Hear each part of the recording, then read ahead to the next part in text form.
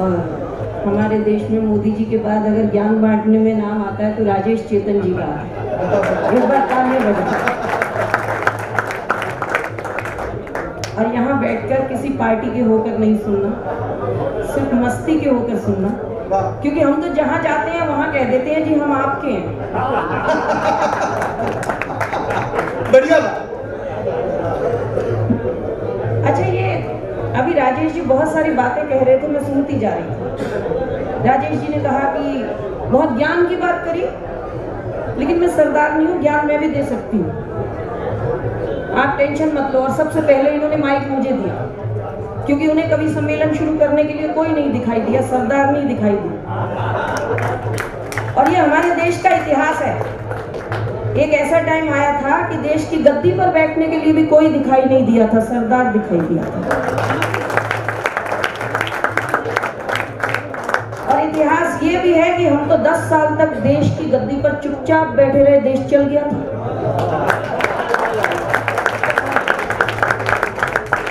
तो हम तो थोड़ा बहुत बोल लेंगे तो कभी सम्मेलन चल जाएगा। तो किसी पार्टी की नहीं, मस्ती के होके सुनना बस। बहुत ज्ञान बांटा कि पहली रोटी गाय की, दूसरी रोटी डैश डैश डैश, और पहली रोटी पति को दे दी, दूसरी रोटी पति को दे दी, वो गाय की तरह सीधा हो गया, वो वफादार हो गया। ज्ञान बांट रहे थे ना। बोले घर का भ्रष्टाचार है। अरे घर का भ्रष्टाचार मैंने तो दूर कर लिया, मेरे घर में नहीं है। कारण अपने घर में सरदार जी रोटी बनाते हैं, पहली रोटी हम खाते हैं। मैं गाय की तरह सीधी साधी हूँ और एक ही रोटी खाती हूँ, दूसरी क्या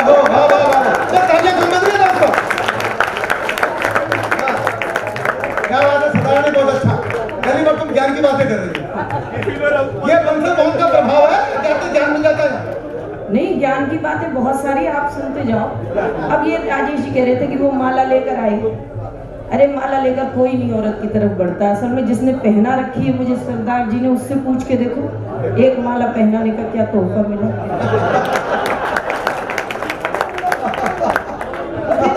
हम तो 15 अगस्त के दिन उदास ही बैठे रहते हैं, अपनी काय की आजादी, अपन तो सब शादीशुदा है,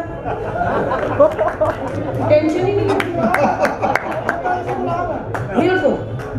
तो मस्ती में रहना चाहिए बिना किसी टेंशन के। और मैं खुद बिना किसी टेंशन में रहती हूँ, हालांकि रहती पति के साथ हूँ,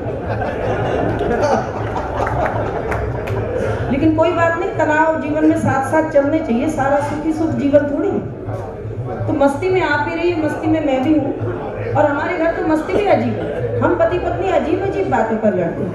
हमारे एक पड़ोस में किसी की मृत्यु हुई, मैं देखा, घर आई, सारे पड़ोसी तो जहाँ मृत्यु हो गई है किसी औरत की वहां गए हुए, मेरे पति घर पे ही बैठे मनुष्य कर।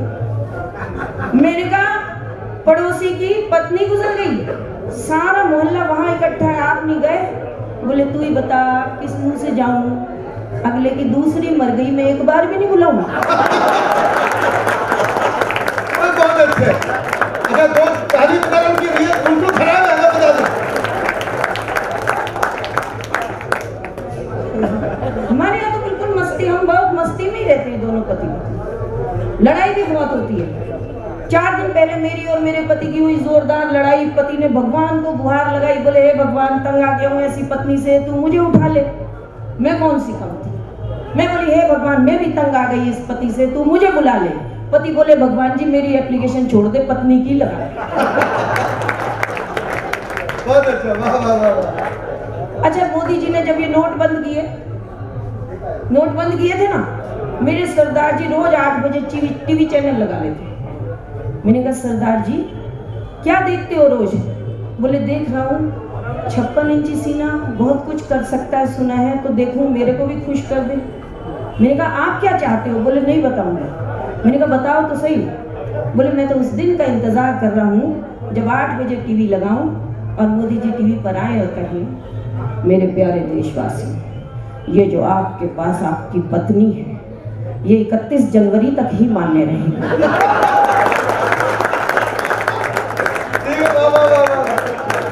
ये सारे खुश हैं रात क्यों? मजा आ जाएगा। अच्छा, सबने टेंशन ली, सबने सोचा ये पति ने बोला, उन्होंने मेरी तरफ देखा, बोले मैंने जो बोला तेरे को टेंशन नहीं हुई? मैंने कहा ना, जो पति 500 रुपए का नोट बदलवाने बैंक की लाइन में नहीं लगा, वो 55 किलो की पत्नी बदलवाने कहाँ लाइन में जाए?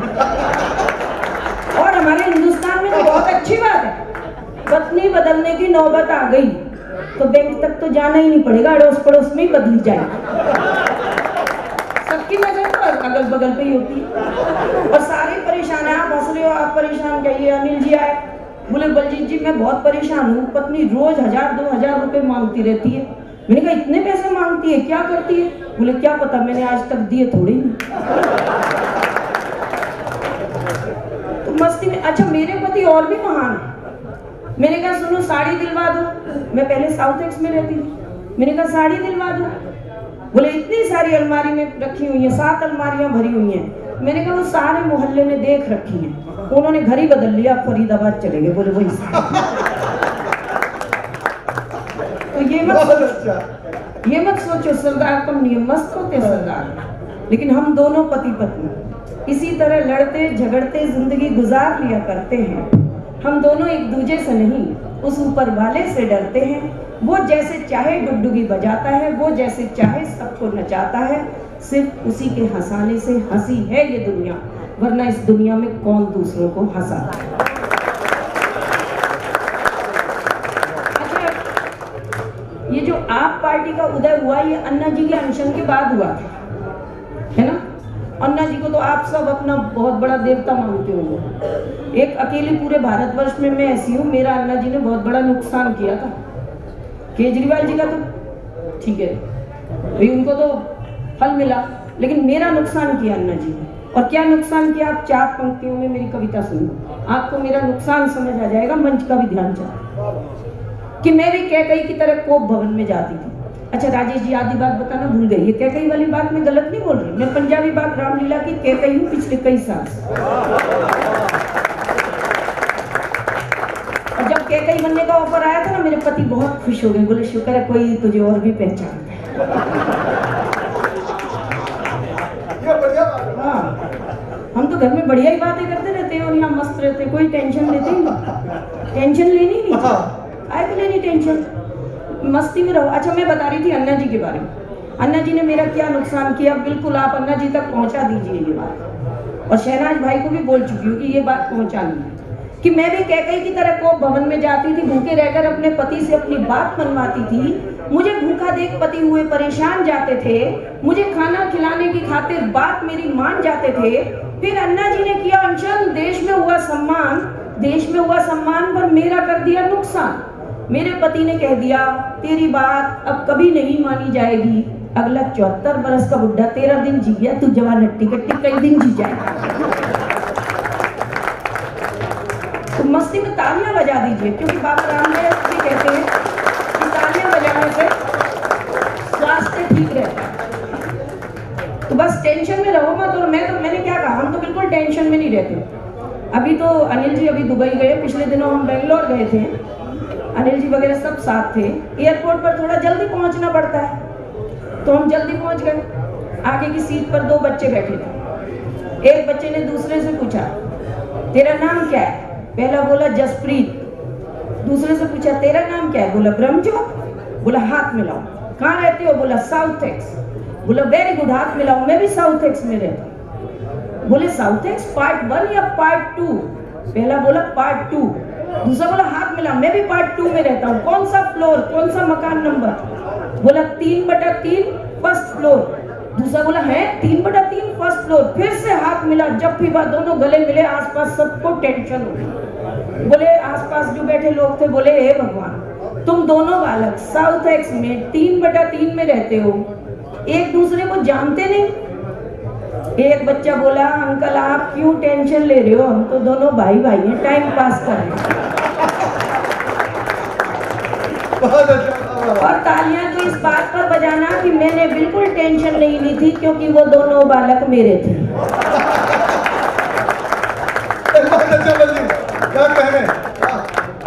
लेकिन ये बहुत अच्छा, यहाँ भी तो रहना चाहिए ना, आने वाले समय पर आ रहे हैं।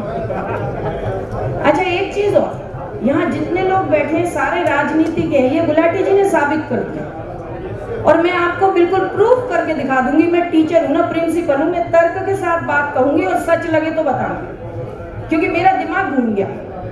क्योंकि राजनीति वाले लोग बिल्कुल सही झूठ बोलते हैं, अपनी बात मनवाने के लिए उसमें कई सारे झूठ लगा दो। गुलाटी जी ने क्या बढ़िया झूठ लगाया अभी, बोले शादी हुई और अगले दिन 2100 रुपए मिले, 3100 मिले हैं। मेरी शादी तो इनसे बहुत बाद में हुई होगी, 3100 2100 तो उस जमाने में मुझे भी नहीं मिले थे। इसका मतलब इन्होंने अपनी बात को कितने मक्खन मलाई लगाकर बताया, इनके लिए तालियां बजाओ। इन्होंने पैसे बढ़ा दिए और जो पत्नी के जोर जोर के थप्पड़ थे वो घटा दिए। नहीं, अच्छा तो आप ही ने फिर नोटबंदी करवाई, अगर नोट नकली थे तो। आप पति पत्नी तो असली हो।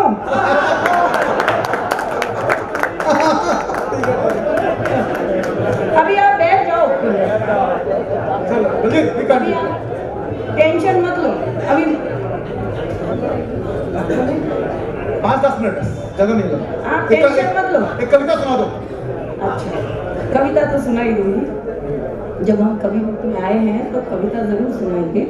और ये हास्य मैंने क्यों चुना था मैं आपको बताती हूँ। ये 4 पंक्तियां मेरे जीवन का उद्देश्य है, आप अपने जीवन में अपने साथ ले जाइएगा, क्योंकि सबसे पहले हमें इंसान होना जरूरी है।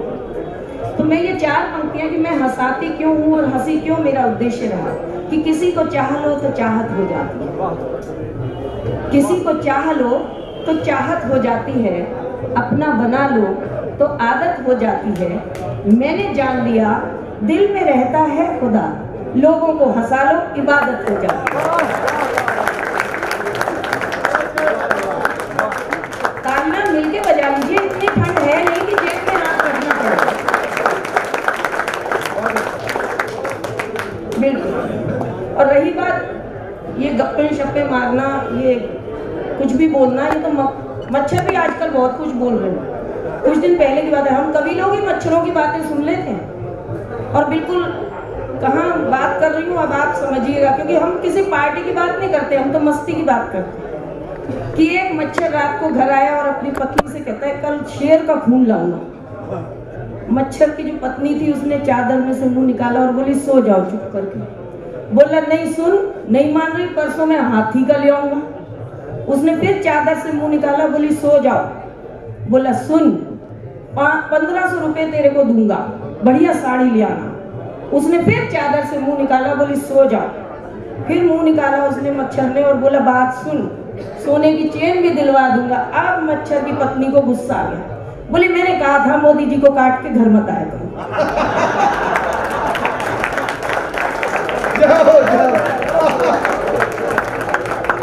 बढ़िया बढ़िया, क्या बात। मस्ती में रहना है, कोई टेंशन नहीं लेनी बिल्कुल, क्योंकि हम भी टेंशन नहीं लेते। वैसे मोदी जी की लुगाई कहाँ है? अब यहाँ आपकी ट्यूबलाइट वाली बात आ गई, बात कुछ और थी। कविता पे? बिल्कुल बिल्कुल, कविता पर आ जाते हैं। हमारे देश में हम बहुत सारे त्योहार मनाते हैं और उन्हीं में एक त्योहार हमने अंग्रेजी की थोड़ी नकल करनी शुरू कर दी। और ये फरवरी आ रहा है तो हम एक नया त्योहार मनाने जाएंगे 14 फरवरी को, वैलेंटाइन। यानी आप सबको भी पता है, सभी मनाते हैं। ये तो फूल वूल की बात है, हमारे टाइम पे तो पति गोभी ले आए वही हम खुश हो जाते हैं, शुक्र है सब्जी आई। गुलाटी जी से पूछ लो, है ना भाभी जी। मेरे पति खुद एक दिन गुलाब का फूल लाए थे, बोले 100 रुपए का लाया हूं। मैंने उठा के फेंका, मैंने कहा नुकसान करके आ गया, इसको तो फेंकना ही, इससे अच्छा 100 रुपए की सब्जी उठा ला। तो बिल्कुल। तो लेकिन ये वैलेंटाइन डे अकेला नहीं आता, इसके साथ कई दिन आते हैं। एक दिन मेरे बच्चे सोकर उठे, बोले मम्मा पैसे दे दो। मैंने कहा क्यों? बोले चॉकलेट लाएंगे, आज चॉकलेट डे, सबको देंगे। मैंने कहा किसको? बोले दोस्तों को, चाची को, चाचा को। अगले दिन बोले थोड़े ज्यादा पैसे दो। मैंने कहा क्यों? बोले टेडी बियर डे। मैंने कहा वो क्या होता है?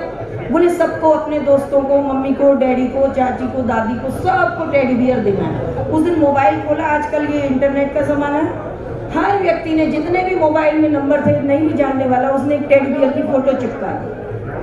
तो मैंने सोचा ये टेडी बियर यानी तोहफा वो क्यों देते हैं?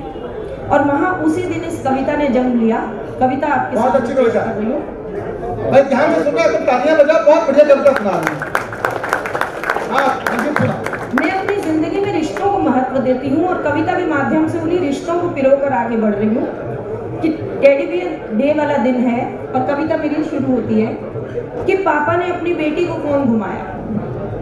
पापा ने अपनी बेटी को फोन घुमाया और कहा, बिटिया देखना चाहता हूँ तेरा मुस्कुराना, तू ही बता दे आज तोहफे में कैसा टेडी बियर है लाना। तो बिटिया बोली, पापा बेशक बदल गया जमाना, भले ही टेडी बियर मत लाना, पर एक बात सारी दुनिया के पापा को समझाना, हम बेटियां भी चाहती हैं हर आंगन में खिलखिलाना, कभी कोई पापा अपनी बेटी को गर्भ में मत मिटाना, बेशक टेडी बियर कभी मत देना। वाह वाह वाह, बहुत शुक्रिया। जितनी मोहब्बत आप हास्य को दे रहे हैं उतनी ही आपने कविता को दी। अब देखिए, जो आजकल के बच्चे हैं वो क्या है, क्या टीवी देखते हैं तो अपने माता पिता से क्या उम्मीद रखते हैं। एक टीनेजर बच्चा, अब पापा ने अपने बेटे को फोन घुमाया और कहा, चाहता हूँ तेरा अच्छा पापा बन जाना, तू ही बता दे आज तोहफे में तेरे लिए कैसा टेडी बियर है लाना। तो बेटा बोला, पापा बेशक बदल गया जमाना, भले ही टेडी बियर मत लाना, पर एक बात सारी दुनिया के पापा को समझाना, स्टिंग ऑपरेशन का है जमाना, जिस सीट पर बैठे हो ईमानदारी से निभाना, कभी भ्रष्टाचार करते टीवी में नजर मत आना, बेशक महंगा टेडी बियर कभी मत लो। वाह वाह वाह वाह, बहुत अच्छी बात, जिंदाबाद। ये तो आपका एजेंडा बदल गया। वाह, क्योंकि हमारे बच्चे कभी नहीं चाहेंगे कि उनके मम्मी या पापा का नाम भ्रष्ट लोगों में काउंट हो। वो हमेशा चाहते हैं कि हमारे मम्मी पापा का जब भी पड़ोस में समाज में नाम लिया जाए तो ईमानदार व्यक्ति के रूप में लिया जाए। अब कविता आगे सफर करती है। पापा ने अपनी बूढ़ी माँ को फोन घुमाया। पापा ने अपनी बूढ़ी माँ को फोन घुमाया और कहा, माँ बाबा से पूछ कर बतलाना आज तोहफे में कैसा टेडी बियर है लाना। तो बूढ़ी माँ बोली, अब देखिए अपने घर में आप अपनी चाची ताई दादी जो भी बुजुर्ग है ना उनको ध्यान करिए और सोचिए कि वो क्या चाहते हैं। पापा ने अपनी बूढ़ी माँ को फोन घुमाया और कहा, बाबा से पूछ कर बतलाना आज तोहफे में कैसा टेडी बियर है लाना। तो बूढ़ी माँ बोली, बेटा बेशक बदल गया जमाना, भले ही टेडी बियर मत लाना, पर एक बात सारी दुनिया के बेटों को समझाना, घर आंगन हो जाता है पुराना, इसे अपने प्यार से सजाना, माता पिता के जीते जी आंगन में दीवार मत बनाना, बेशक टेडी बहुत बढ़िया। बहुत बहुत शुक्रिया। शायद रब को, अल्लाह को, ईश्वर को भी नहीं पसंद तलखी बयान में, इसीलिए तो नहीं देता वो हमको हड्डी ज़बान में। खुश रहिए, मीठा बोलिए। दोनों मांगो एक एक वरदान। दोनों को खुशी हुई जबरदस्त, लेकिन पति ने पत्नी आगे करके कह दिया लेडीज फर्स्ट। अब देखिए, पत्नी ने अपनी आंखें भिगो ली, हाथ जोड़कर बोली, हे माँ अपनी सारी जिम्मेदारियां निपटा चुकी हूँ, सारी खुशियां पा चुकी हूँ, अब एक ही वरदान पाना चाहती हूँ, मैं अपने पति के साथ वर्ल्ड टूर जाना चाहती हूँ। माता रानी ने तथास्तु के नजर को घुमाया और पति से कहा, मांग पुत्र अब तेरा नंबर है आया। अब देखिए, उस पति ने बड़ा धांसू आइडिया लगाया और माता रानी को फरमाया, हे माँ वर्ल्ड टूर पर तो मैं भी जाना चाहूंगा, पर साथ में अपने से 30 बरस छोटी ले जाना चाहूंगा। अब माता रानी ने अपना चक्र घुमाया और पति को तत्काल 90 बरस का बनाया।